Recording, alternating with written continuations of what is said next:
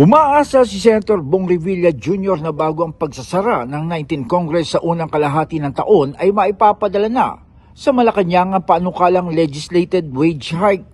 Ayon kay Revilla, matagal nang isinusulong ang naturang panukala. Unang final ko yan a long time ago, siguro mga 10 years pa, noong ko pa sinusulong yan. Ang final ko is 150 across the board. Across the board, no?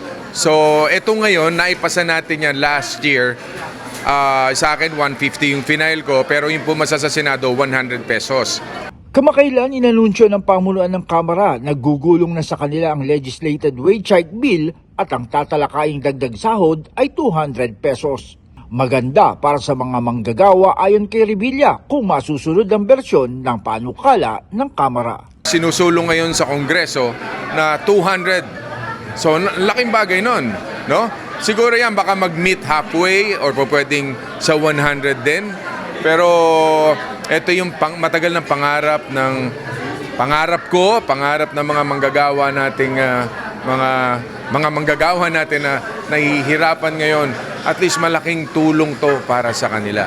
Tiwala ang senador na anumang pagtaas sa sahod ng mga manggagawa ay kakayanin ng mga negosyante kung magiging balanse lamang ang interes ng dalawang panig. Well, sa tingin ko naman, kakayanin yan, no? Lalong-lalo na kung susuportahan talaga ng gobyerno. Siyempre, hindi man natin sila pababayaan din. Hindi man tayo papayag na bumagsak ang ating yung mga hanap buhay dito sa atin, ano?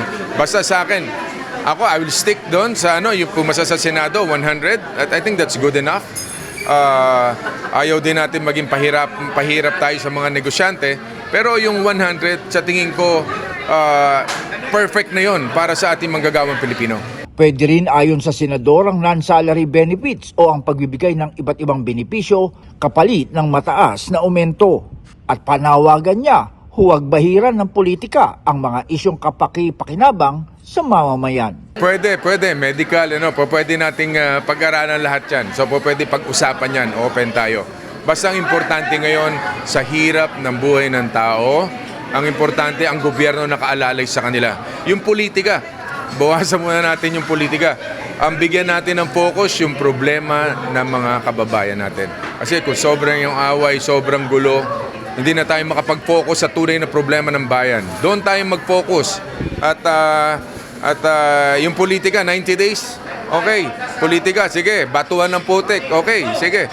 Pero yung ngayon, habang nandito tayo, suportahan natin ang Pangulo. Yung wag muna mag-away, walang pupuntahan yan. Idinagdag na rin ni Revilla ang kanyang boses sa mga panawagan na sertipikahan na urgent ni Pangulong Marcos Jr. ang panukalang legislated wage hike. Kung ma-certify ng Pangulo na ma-prioritize ito para mapaabot natin bago tayo mag-adjourn ng session, that would be great. Kaya, Mr. President, baka naman, di ba? So yun. So mabuhay po. Para po to sa manggagawang Pilipino. Jan Scosio, Radyo Inquirer Online. Bayang nagtatanong, mamaya nag-uusisa.